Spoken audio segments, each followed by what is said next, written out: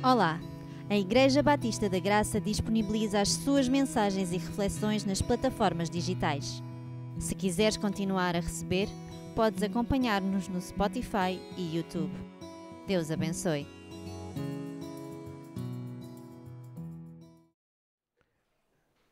Muitas vezes a nossa vida parece uma guerra espiritual. Às vezes parece até que não saímos da cepa torta. Parece que fazemos esforços e não crescemos espiritualmente. E depois, por vezes, tendemos a desistir, porque não vemos nada acontecer na nossa vida. Talvez se deva porque somos nós que nos estamos a esforçar. Talvez também porque não estamos a deixar que o Espírito trabalhe nas nossas vidas e que seja Ele o condutor da sua ação em nós. Vamos abrir as nossas Bíblias em Gálatas, capítulo 3, versículo 1 até o versículo 5. O título da mensagem de hoje é Aperfeiçoados. Então vamos abrir as nossas Bíblias em Gálatas, capítulo 3, versículo 1 até o versículo 5. Antes de lermos o texto de hoje, convém ter em mente que Paulo enfrentava uma forte oposição na igreja com os falsos mestres, os quais diziam para alguém ser salvo precisava de Jesus e também de obedecer às leis judaicas. Isto deturpava tudo o que Paulo lhes tinha ensinado desde o início. Então o livro de Gálatas divide-se em três grandes partes. A primeira parte, o capítulo 1 e o capítulo 2, vemos o que Deus fez pela nossa salvação, em contraste com o falso evangelho que ensinava o que nós deveríamos fazer para sermos salvos. O segundo bloco, o capítulo 3 e o capítulo 4, que vamos começar a explorar hoje, entendemos o que devemos crer em resposta àquilo que Deus fez. O terceiro bloco, o capítulo 5 e o capítulo 6, iremos perceber que quando sabemos o que Deus fez e cremos de forma correta, a nossa forma de viver será transformada. Então vamos olhar hoje para este texto e compreender o poder de Deus em aperfeiçoar, transformar a nossa vida por meio da fé. Então, em primeiro lugar, aperfeiçoados por meio da fé. E vamos ler o versículo 1. Ó Gálatas insensatos. A palavra aqui indica sem compreensão, mas tolos. Quem vos feitiçou, ou quem vos fascinou, enfeitiçou, enganou a vós outros, ante cujos olhos foi Jesus Cristo exposto como crucificado? Bom, ao longo desta carta percebemos que Paulo estava perturbado, porque pregou o Evangelho e a igreja estava pouco a pouco a desviar-se das verdades da fé em virtude da presença dos falsos mestres. Normalmente, Paulo, quando se dirige às igrejas, ele diz aos santos, aos irmãos, inclusive é com a igreja de Corinto que permitia o pecado no seu meio. Mas neste versículo Paulo usa palavras que nunca utiliza noutra carta e chama-os de insensatos, sem entendimento, aqueles que não pensam, aqueles que são tolos. Por que razão Paulo está tão indignado com a igreja? Olhem para o versículo e vão perceber que os cristãos da Galácia tinham ficado fascinados com um novo ensino. Traduzindo à letra esta palavra, a palavra indica enfeitiçados. Paulo acredita que os cristãos foram enganados ou enfeitiçados pelos falsos mestres, insinuando até que havia algo diabólico por trás desses falsos mestres por estarem a distorcer a verdade. Porque toda a distorção da verdade, ela é provocada pelo diabo. É importante nós sabermos que o diabo não nos pode dominar enquanto cristãos, mas ele pode seduzir-nos. Neste caso, como é que os cristãos estavam a ser seduzidos? Pelas palavras dos falsos mestres, que muito provavelmente eram muito eloquentes, muito bonitas, mas pregavam algo que não era o Evangelho. Por outro lado, Paulo não se preocupava com a eloquência das suas palavras, mas com a essência da sua mensagem. 1 Coríntios capítulo 2, versículo 4. É notório esse compromisso. Ele diz o seguinte: a minha palavra e a minha pregação não consistiram em palavras persuasivas de sabedoria humana, mas em demonstração do Espírito e do poder. Paulo não estava preocupado com a eloquência, mas com a essência da mensagem. A igreja, como vemos na parte final deste versículo, não estava a ficar encantada com aquilo que realmente devia estar. Jesus Cristo crucificado e ressuscitado. Esta sempre foi a mensagem que Paulo pregou lá na Galácia. Esta sempre foi a mensagem que Paulo pregou em qualquer lado. 1 Coríntios 1, 23. Nós pregamos a Cristo e Cristo crucificado, que é escândalo para os judeus e loucura para os gentios. Agora pensemos. Quantas vezes não somos iludidos por mestres da oratória quando eles são movidos apenas pela sua própria glória? Quantas das vezes a oratória não nos seduz mais do que a glória do próprio Deus? Quantas vezes ficamos fascinados por palavras bonitas, mas que não têm qualquer base bíblica? Precisamos de estar atentos aos falsos mestres que por aí andam, fazem afirmações que à primeira vista parecem ter muita espiritualidade. Elogiamos as suas habilidades retóricas, mas são apenas falsidades. Eu pessoalmente fico muito perturbado quando vejo alguém a partilhar um excerto de uma pregação qualquer, uma música de fundo, lá toda muito bonita, que faz emocionar as pessoas, mas que, quando vamos ver, não tem qualquer fundamento bíblico. Aliás, às vezes até é contraditório. Temos de ser cuidadosos, porque há algo em nós que se encanta com uma mensagem que nos coloca num pedestal e retira, quase sem darmos conta, Jesus do centro da nossa vida, com mensagem do género: tu estás no centro da vontade de Deus e tu não estás no centro da vontade de Deus. Jesus Cristo e a sua própria glória. Ou até com mensagens que prometem tudo. Crê. Eu determino a bênção. Eu determino aquilo que irá acontecer quando a pessoa não tem qualquer poder.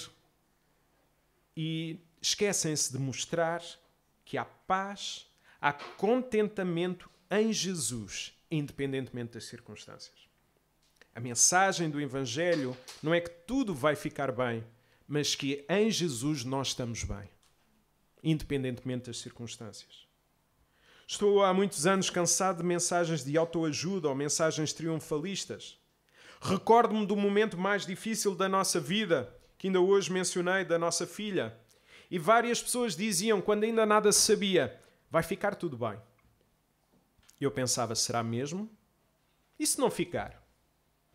E se ela partir? Será que eu falhei? Ou pior, será que Deus falhou? Por que é que as pessoas me estavam a dizer que ia ficar tudo bem quando as pessoas não sabem nada do dia do amanhã? Já pensámos no que essas falsas promessas podem fazer com as pessoas quando nós não sabemos os planos de Deus? Se eu disser, Arinda, amanhã o teu exame vai ficar tudo bem. Eu não sei. Nós não sabemos. Agora, o que nós sabemos é que Deus está a cuidar de todas as coisas. E que Ele tem o melhor para a nossa vida. Isso sim é aquilo que nós podemos dizer às pessoas. Agora, será que ainda nos encantamos quando ouvimos o Evangelho? Será que ainda há alegria em nós quando partilhamos a mensagem do Evangelho? Ou já precisamos de adulterações da mensagem para alegrar os nossos dias? Precisamos sempre de inovações para ficarmos encantados porque a mensagem da cruz já não nos chega. Uma coisa eu posso garantir. Enquanto for pastor da Igreja Batista da Graça, só irão ouvir o Evangelho. E quem está encantado com Jesus nunca sentirá monotonia, mas alegria. Se algum dia eu pregar algo que não seja um Evangelho, tem toda a legitimidade de me repreender. E se eu não vos der ouvidos, demitam-me de imediato. Peço-vos de todo o meu coração. Eu quero pregar única e exclusivamente o Evangelho. Porquê? Porque é pela pregação do Evangelho que nós somos salvos. É pela pregação do Evangelho que nós recebemos o Espírito Santo. Vamos ver isso, versículo 2. Quero apenas saber isto de vós. Recebeste o Espírito pelas obras da lei ou pela pregação da fé? Paulo está a provocar-lhes. Vocês estão-se a encantar pelas obras. Mas vocês receberam o Espírito Santo por aquilo que vocês fizeram ou receberam o Espírito Santo por terem ouvido a fé, o Evangelho? Então Paulo estava a provocá-los. Ele faz mesmo questão de lembrá-los de como é que vocês foram salvos. Foram salvos devido à vossa obediência? Vocês foram salvos devido àquilo que fizeram? Será que foi Jesus mais as vossas obras ou foi apenas Jesus? Foi apenas a graça de Deus em toda a equação? Jesus foi muito claro nas suas palavras em João 5,24, ao afirmar que é necessário ouvir o Evangelho e depois crer para ser salvo. Reparem, na verdade vos digo que quem ouve a minha palavra e crê naquele que me enviou tem a vida eterna e não entrará em condenação, mas passou da morte para a vida. Aquele que ouve a minha palavra e crê. Então, para ser salvo, ouvir a palavra e crer. Paulo também afirma a necessidade da pregação para que se possa crer. Romanos 10, 13 e 14. Porque todo aquele que invocar o nome do Senhor será salvo. Como, pois, invocarão aquele em quem não creram? E como crerão naquele de quem não ouviram? E como ouvirão se não há quem pregue? A necessidade da pregação do Evangelho para alguém ser salvo. Ainda há dúvidas? 1 Pedro 1,23. Nós vamos perceber aqui em 1 Pedro 1,23 que nós nascemos espiritualmente por meio da palavra de Deus e não pelas nossas obras. Uma vez que nasceram de novo, não de semente corruptível, mas incorruptível, por meio da palavra de Deus que vive para sempre. Então Paulo desafia os cristãos a refletirem sobre como foram salvos. E se realmente foram salvos, perceberão que isso foi sempre uma resposta da pregação ao Evangelho por meio da fé. Se a salvação veio por meio da fé, então, segundo este versículo, nós recebemos o Espírito Santo por meio da fé e não pela nossa obediência. A essência da mensagem deve ser sempre sobre o que Jesus fez e não sobre as regras de como devemos viver para sermos salvos, aceitos ou até amados por Deus. O Espírito Santo não é uma recompensa para quem se porta bem, mas um presente, uma dádiva para quem crê em Jesus. Desta forma, compreendemos que todos os que são salvos por Deus têm o Espírito Santo. No momento da sua conversão, no momento em que acreditam em Jesus como seu Salvador e Senhor, Deus dá-lhes o Espírito Santo. No momento da conversão, Paulo refuta assim a ideia da segunda bênção, às vezes defendida por alguns irmãos cristãos. Esta doutrina da segunda bênção diz o seguinte, que há um segundo momento depois da nossa conversão onde nós recebemos o Espírito Santo. E normalmente isto se manifesta, quem tem o Espírito Santo, em falar línguas.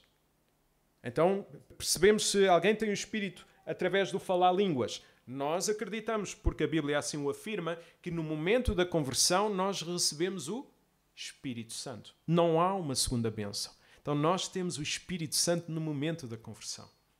Esta é a nossa alegria, porque Ele é o penhor da nossa salvação, a garantia, e estamos selados pelo Espírito. Paulo enfatiza então aqui que o Espírito Santo é concedido ao crente imediatamente e não após então uma segunda experiência. Agora, olhamos para estes dois versículos, vemos Paulo a desafiar os cristãos a pensar: como é que foram salvos? Não foi mediante a pregação? Não foi a partir daí que receberam o Espírito Santo? Como poderiam pensar que era através da sua obediência? Este é um exercício que nós devemos fazer. Como é que foi a nossa salvação? Às vezes podemos não saber o dia exato da nossa salvação porque o Espírito vai se manifestando diariamente e nós não temos a ideia de quando é que fomos salvos porque não levantámos o braço e não sabemos o dia exato da nossa salvação porque ela foi se concretizando dia após dia. Devemos pensar então se foi pela nossa obediência ou se de facto foi um dia em que os nossos olhos foram abertos e nós vimos Jesus como nosso Salvador e Senhor. Devemos também pensar que transformação Deus fez em mim. Ou quem eu seria sem Deus. Então olhamos para estes dois versículos, vemos que somos salvos por meio da fé e que não nos devemos deixar enfeitiçar por qualquer outro vento de doutrina que não seja esta maravilhosa graça. Como dizia Lutero, mesmo que faça chover todos os dias, ou mesmo que nos dê milagres todos os dias, não acreditem nisso. Somos aperfeiçoados, salvos para sermos de Jesus por meio da fé. Agora, será que a fé é apenas para a nossa salvação? Ou será algo contínuo? Será que nós precisamos do Espírito apenas para a nossa salvação ou precisamos do Espírito para a nossa caminhada aqui na Terra? É pelo nosso esforço ou é o Espírito a agir? Então vamos ver que, aliás, já vimos que somos aperfeiçoados por meio da fé e agora vamos ver que somos aperfeiçoados por meio do Espírito. Versículo 3 até ao versículo 5. Sois assim insensatos que, tendo começado no Espírito, estejais agora vos aperfeiçoando na carne? Terá sido em vão que tantas coisas sofreste? Se na verdade foram em vão, aquele, pois, que vos concede o Espírito e que opera milagres entre vós, porventura o faz pelas obras da lei ou pela pregação da fé?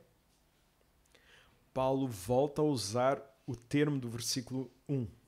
Vejam a perturbação dele. Ó insensatos, ó seus tolos. É forte. Imaginem o que é eu chegar aqui aos irmãos e dizer, ó tolos. Vocês dizem o que é este, pastor? De facto, ó Filipe, tens cuidado dele. Não, mas ele quer mesmo provocar. Insensatos. Ele estava perturbado. Se antes o centro da discórdia era a importância das obras na nossa salvação, agora é se nós somos aperfeiçoados através dessas obras. A palavra aperfeiçoar significa o quê? Completar, concluir. Paulo refere-se assim ao nosso crescimento espiritual ou processo de santificação ao tornar-nos mais semelhantes a Jesus. O objetivo de Deus ao salvar-nos é que vivamos para a sua glória. Por que é que Deus nos salvou? Para vivermos para a sua glória. 1 Coríntios 10, 31, o versículo que eu mais digo aqui na igreja. Quer comais, quer bebais, quer façais outra coisa qualquer, fazei tudo para a glória de Deus. Fomos salvos para a glória de Deus. Isaías 43, 7. Este povo que o criei para mim para que me desse louvor, que me desse glória. E Deus também nos criou para nós sermos santos, pois Ele é santo. 1 Pedro capítulo 1, versículo 16. Logo, sermos aperfeiçoados no Espírito significa viver dependentes do que Deus fez por nós e do que Ele nos oferece diariamente. É confiar na promessa de que Ele cuidará de nós, mesmo que as águas da nossa vida estejam turbulentas. É desejar viver para Deus com gratidão e em gratidão por tudo o que Ele fez por nós em Jesus, ao aplicarmos o Evangelho a todas as áreas da nossa vida. E atenção, quando Jesus entra na nossa vida, Ele transforma. Ninguém que é atropelado lá fora por um caminhão fica da mesma maneira. Assim é a mesma coisa. Quando Jesus entra na sua vida, não ficam da mesma maneira. Normalmente este processo pode ser mais visível no início e depois tende a ser mais lento. Pode também, inclusive, ser doloroso. Por exemplo, não sei se aqui alguém já construiu uma casa. No início, o terreno, ficamos encantados, as fundações, aquilo avança no instante e nós vemos, uau, isto está a avançar com uma velocidade muito grande. Ainda agora fui ao Porto, vi as novas instalações do lar da terceira idade, estavam a avançar e tudo. E eu assim, uau, daqui a pouco tempo isto está tudo pronto. Então quando é que isto termina? Lá para agosto de 2025, na melhor das hipóteses. Não, 2026, na melhor das hipóteses. E eu assim, uau. Porquê? Porque as fundações, o início às vezes é mais rápido e depois os acabamentos da casa são aqueles que demoram mais tempo. Devemos ter essa noção. Agora, quem inicia esta obra de aperfeiçoamento nas nossas vidas? Pelos nossos esforços? Filipenses 1,16. Tendo por certo isto mesmo, que aquele que em vós começou a boa obra, a aperfeiçoará até ao dia de Jesus Cristo. Aquele que começou a boa obra em vós. Então, quem começa a nos aperfeiçoar, quem começa com as fundações da nossa vida é quem? O Espírito Santo. Paulo estava a mostrar-lhes que se não conseguimos salvar-nos dos nossos pecados sozinhos, também não iremos conseguir crescer espiritualmente sem a presença do Espírito. Porque, conforme vimos, é o Espírito que vai começar, mas também é o Espírito que vai terminar a boa obra nas nossas vidas. Agora, qual é o contraste entre sermos aperfeiçoados pelo Espírito e pela carne? Já vimos o que era pelo Espírito, o desejo de ser cada vez mais como Jesus, viver para a sua glória, entregar-lhe tudo nas suas mãos. O que é viver sendo aperfeiçoados pela carne? Qual será a consequência também? A pessoa que procura aperfeiçoar-se pela carne acredita que precisa de uma lista de regras para crescer espiritualmente. Uma vez, ao falar com uma pessoa, ela estava-me a dizer: Jonatas, eu preciso de uma lista daquilo que eu posso ou não posso fazer para eu poder crescer espiritualmente. Achava que era pelas suas próprias forças que queria conseguir progredir. E o tempo, eu não lhe dei a lista, e o tempo, infelizmente, veio mostrar que foi pelos seus próprios esforços. Esta pessoa, que acredita que é aperfeiçoada pelos seus esforços, pela carne, acredita assim que os seus tempos espirituais com Deus servirão para serem mais abençoados na sua vida. Ou seja, eu oro para não ter problemas. Eu leio a Bíblia para ter uma vida mais tranquila e próspera. Eu tenho que ter o meu tempo de devocional, isto é, de comunhão com Deus, para eu ter uma vida em paz. Está errado. Anota também mentalmente tudo o que faz, como se fosse um troféu, para mostrar diante de Deus ou dos homens, vejam como eu sou bom, vê a Deus como eu sou bom, não encarando assim um privilégio o serviço, não encaram o serviço como um privilégio dado por Deus aos cristãos. Ou seja, a pessoa que serve pelos seus próprios esforços, ela não vai servir para a glória de Deus, mas vai servir para anotar e dizer assim: vejam, eu fiz isto e isto e isto. Estão a ver? Isto que eu fiz no meu ministério, isto não é a glória de Deus, isto sou eu a fazer. Por isso vocês devem-me honra e respeito porque eu fiz. O que é que vai acontecer a estas pessoas? Vão fracassar espiritualmente. Porque o seu aperfeiçoamento não é fruto do Espírito, nem nasce da fé em Jesus, mas sim um desejo de cumprir regras ou um desejo de ostentação. Não nos esqueçamos, quem vive segundo as regras pensa que a vida ou Deus vão recompensar o seu esforço. Sabem qual é a razão de muitas pessoas se afastarem de Deus? Sabem qual é a razão de muitas pessoas se afastarem da igreja? Já pensaram porque é que há muitas pessoas que se afastam de Deus, que até levavam uma vida de obediência, que depois de um determinado momento se afastam de Deus e por conseguinte da igreja? É a mentalidade de regras que as leva a acreditar que Deus lhes deve algo. Como? Quando pensam assim, como é que é possível isto acontecer-me? Como é que este problema de saúde veio até mim? Eu levo uma vida tão certinha, faço tudo tão correto, não faço mal a ninguém, e agora surge o desemprego, as doenças, problemas conjugais, a ausência até da bênção de poder ter filhos, ou até nem ter ninguém para casar, e sou aqui tão bem comportadinho, arranjadinho, sou até bonito e fico solteiro o resto da vida. Deus está a falhar no processo. Deus não cumpriu a sua parte. Eu fiz as regras todas, eu cumpri as regras todas, e isto não está a acontecer, então Deus deve-me. Eu vou-me embora. Deus não cumpriu a sua parte do acordo. Romanos 11, 35 e 36. Ou quem lhe deu primeiro a ele para que lhe seja recompensado? Porque dele, por ele e para ele são todas as coisas. Glória, pois, a ele eternamente. Cuidado quando nós usamos a frase Deus recompensou a minha obediência. Quem lhe deu primeiro a ele para que lhe seja recompensado? Deus não recompensa a obediência. Porque quando há recompensa, a ideia de mérito, não há graça. E tudo o que recebemos é sempre pela graça de Deus. Então, Deus recompensou a minha obediência. Deus vai recompensar a sua obediência. Isto não é graça.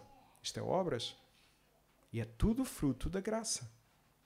Depois as coisas não acontecem e as pessoas dizem, então, eu cumpri a minha parte. Deus não.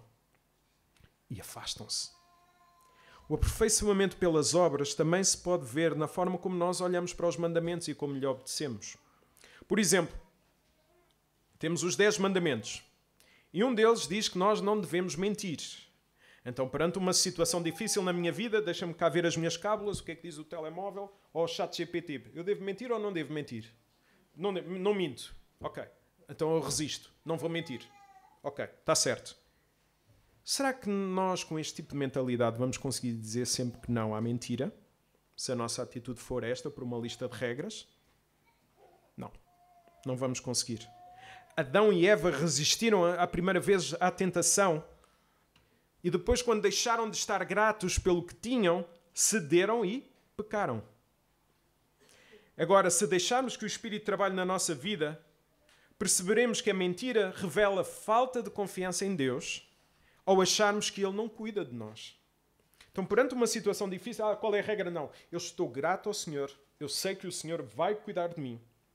E se Deus é o Deus da verdade, então eu vou escolher a verdade, mesmo que isso me possa custar a vida. Eu vou optar pela verdade, porque Deus é bom. E se eu mentir, eu vou estar a dizer que não confio nas suas promessas. Por isso, se no momento de tentação apenas pensarmos na lista de regras, nós vamos acabar por falhar mais dia menos dia. Mas se pensarmos como Deus cuida de nós e que entregou a vida do seu Filho por nós, vamos conseguir dizer mais facilmente não ao pecado que tanto ofende a Deus. O pecado não é uma regra falhada. O pecado é uma ofensa a Deus. Por isso não é a lista de regras. É se estou a ofender a Deus ou não, com a minha atitude. Creio por isso que será tendencialmente mais fácil quando olhamos para o que Jesus fez, porque a gratidão levar-nos-á a sermos mais fiéis. Não tenhamos dúvidas, todo o pecado diz, eu não sou feliz contigo, Deus. Eu quero controlar a minha vida. Eu não sou feliz contigo, Deus. Não pensemos que vamos crescer com base nos nossos próprios esforços. Não vamos pensar que também crescemos com as resoluções do novo ano e está quase aí a chegar o novo ano e que vou fazer as resoluções e então eu vou crescer. Não. Quando não vemos crescimento espiritual nas nossas vidas, é porque possivelmente nós afastamos o Espírito Santo deste processo. Só cresceremos quando pedirmos a Deus que o seu Espírito trabalhe nas nossas vidas ao ponto de sermos tão gratos e satisfeitos em Jesus que obedecer deixará de ser um peso e torna-se uma resposta ao seu amor por nós. A obediência já não é mais um peso. Eu não vou mentir, isto é pesado para mim. Não. Eu sou tão grato ao Senhor que só me resta dizer a verdade. 1 João 5,3. Porque este é o amor de Deus, que guardemos os seus mandamentos e os seus mandamentos já não serão pesados. O amor de Deus se vê quando os seus mandamentos tornam-se leves. Agora, sentes os mandamentos de Deus como um peso? Sentes a obediência a Deus como um peso? Se sim, talvez estejas a viver com a mentalidade das obras e não do Espírito. Se a tua confiança nesta vida está em ti ou em outra pessoa que não em Jesus, estás a tentar aperfeiçoar-te pelas tuas próprias obras. E mais dia menos dia, tudo vai desmoronar. Como custa ver alguém que começou bem e depois desistiu, porque vivia a sua vida nos seus esforços e não nos de Jesus. Por outro lado, se tens vivido a tua vida para agradar a Deus, agradece-lhe humildemente. Não é fruto do teu esforço. É fruto da ação do Espírito Santo na tua vida ao aperfeiçoar-te cada vez mais à imagem de Jesus.